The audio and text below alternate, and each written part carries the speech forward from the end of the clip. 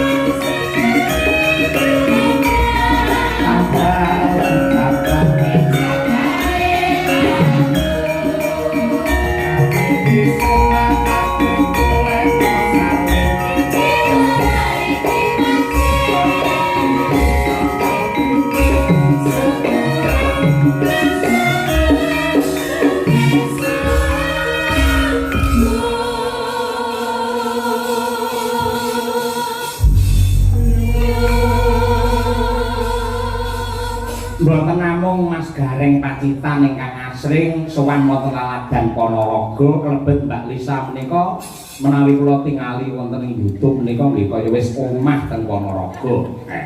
Mila kula nyuwun pendapat jenengan Mbak Lisa lan rumiyin magapokan kalian para pamirsa wayang wonten laladan Ponorogo niku mungguing pengamatan jenengan pripun? Oke. Anu Mas Petro kalau wonten Ponorogo niku anake namung remen seneng nek wis mlumpuk niku wargane niku istilahnya napa nggih nek tirakat nggih diniati dan semuanya niku nggih budaya ngaten dados nggih dinikmati secara detail ya dalamnya ya guyone sindene kabeh ora kok pilih-pilih ngaten. Jadi masyarakat Ponorogo menika sangat-sangat remen budaya utamanipun wayang menika. Dados asring sanget nggih jenengan sowan Ponorogo. Lah nggih enggak tahu ya dilalahe kok ya ngubek ninyep teng Ponorogo niku bola bali bola. Bulane kang buri. Mboten yen pancen asring teng Ponorogo timbangane wira-wiri kaya Setrika Yogya Ponorogo. Mbok anu kemawon damel griya teng Ponorogo pisan. Rencana. Tapi dia wonten sederek juga sih di daerah Pelancongan juga ada.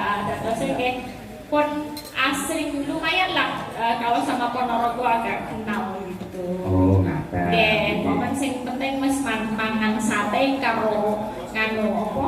Dawet. Dawet jagung. Dawet jagung. Nggih. Lek Mas Gareng napa makanan khas Ponorogo sing jenengan senengi? Ponorogo niku yen panganan kabeh.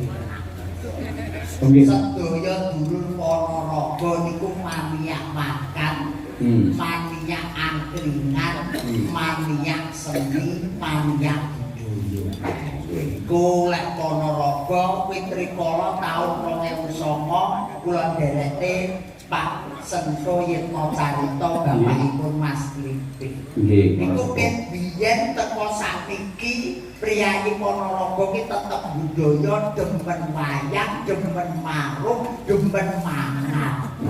Nggih, Ponorogo niku nuwun sewu Mas. Benten kalih sanes-sanesipun. Ora bidak-bidakne dalange sapa, ora bidak-bidakne sindene sapa, ora bidak-bidakne dagelane sapa, sing bener kanthi rasa ikhlas lillahi taala, aku kae sing tak undang. Kula jenengan ngendikane niki kan nggih boten napa niku biasane boten namung kula kadang kala Mas Tralala. Nggih. Wonten Mas Sumarbagyo. Nggih. Mas Joklitik Joklutung, Abai Irun, Mas Komet Dodok pun biasa kali panjenengan. Tak yuda. Leres niki Ponorogo iku sedaya nggih pun diundang. Niku napa kok bengi iki sing diundang kok Gareng Pacitan. Nah, iki asih ngerti iki sebabe apa iki? Pengliritan. Sing jeneng kesenian niku ukurane dudu babagan materi niku boten. Lho pripun Pak? Lah ngoten niku jenengan padha karo nuwun sewu rada nyepelke karo Pak Mujito kuwi ayi sembodo kaya ngono. Niku setun tresnanipun Pak Mujito dumateng panjenengan ngoten niku. Lho kula mboten kok badhe kali Pak Mujito niku mboten. Lho kula wau jambare namung liburan alhamdulillah diunggah rene nggone gara-gara sembah nuwun Pak Mujito nggih. Saya kok iki seduluran lho, Mas. Iki sedulur aku ki ora tau mikir apa-apa kok ya. Sak mikir lho. Mboten mikir sedulur kali dhuwit ku kula tetep mikir. Mikir apa? Dhuwit. Mbak Elisa, Ya, Mas Yarek. Mas Sayoko tadi. Nggih. Remenanipun dulur-dulur wonten ing Laladan Ponorogo menika enggal-enggal mawon niki sedaya pesinden utawi setunggal bapak setunggal menika nembang. Oke, siap. Oh, pokoke Ponorogo iki wis ndang setut-setut ndang nembang. Mbak Elisa nembang, Mbak Umi nembang, Mbak Wino nembang. Oke. Oh, Enak lho gaweane gareng malih enak. dan gitu dicocokkan Nggih. dengan keadaan. Nggih. Goro-goro maksudnya Mas nggih. Nggih. Nggih, ini wonten pamunggitan mau. Tembangan apa? Tembangan wonten, kondang kuning wonten. Nggih. Cobi tembangan riyen Mbak Lisa. Tembangan siap. Mrikono nduk. Iya. Kok ganti posisinya Pak sih? Aku lo pengen deket kamu gitu. Loh, awakmu wis karo ngomong kok yo dadak. Aku ini mau nek berselisih paham lagi gitu loh. Jadi aku kan mengambil jarak. Lho ora ngambil jarak awakmu kowe asline kowe aku nek kono kowe yo nglintut budi kok. Wonten lagonipun apa Mbak? Tembangan. Tembangan. Nggih. Monggo dipun aturaken dening Mbak Lisa sesarengan kalian kanca-kanca Madangkara.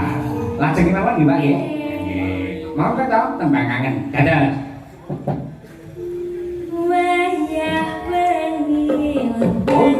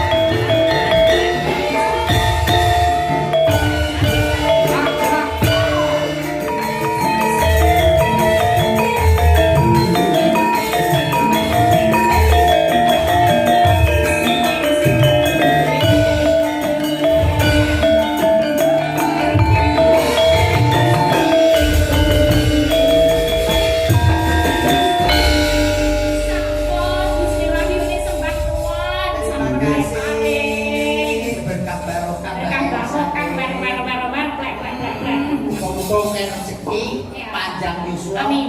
lancar usaha. Lancar.